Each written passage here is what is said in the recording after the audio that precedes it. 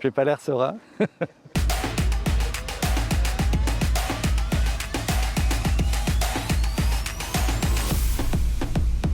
Je dirige une entreprise qui s'appelle la chocolaterie Castelin. On fabrique évidemment tout ce qui se fait en chocolat, on fabrique tous les produits qu'on vend. Et il y a 10 ans, lorsqu'on a repris cette entreprise, on a fait un choix stratégique important qui a été de se lancer dans le bio et dans la fabrication de produits bio. Et aujourd'hui, on est plus de 50 et on est à peu près à 12 millions d'euros de chiffre d'affaires.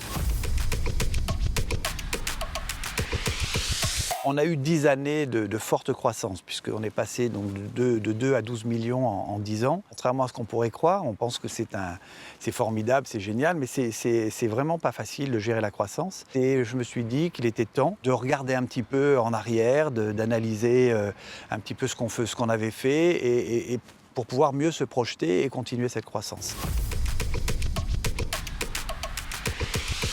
On était assez faible sur la partie système d'information. C'est-à-dire qu'on avait absolument besoin d'être mieux accompagné par un outil, un ERP, ce qu'on appelle un ERP, qui permet de mieux gérer l'entreprise. Voilà. Et ça, c'était vraiment la faiblesse de l'entreprise. C'est apparu comme le point de faiblesse majeur. Et assez naturellement, on a fait le choix de partir sur un module consistant à refondre complètement notre système d'information et à mettre en place un ERP digne de l'entreprise dans laquelle on est, quoi. Je pense qu'il faut faire preuve d'humilité.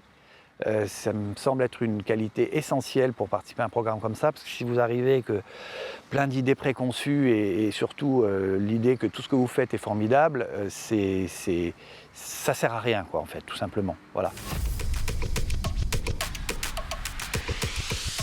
Au début, on a un peu l'impression de revenir un peu sur le banc de l'école, puis en fait pas du tout. On apprend énormément d'experts qui vous mettent parfois le doigt sur des choses que vous avez considérées comme secondaires, et puis en fait vous dites mais non, c'est vrai, il y a peut-être une opportunité. Je vais vous donner un exemple.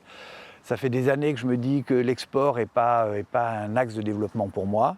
En fait, après avoir fait un séminaire sur la partie internationale, je pense que, au contraire, ça deviendra un axe de développement. Alors peut-être pas à court terme, mais à moyen terme très certainement. Parce que j'ai trouvé des clés aussi, j'ai trouvé une façon d'aborder le sujet.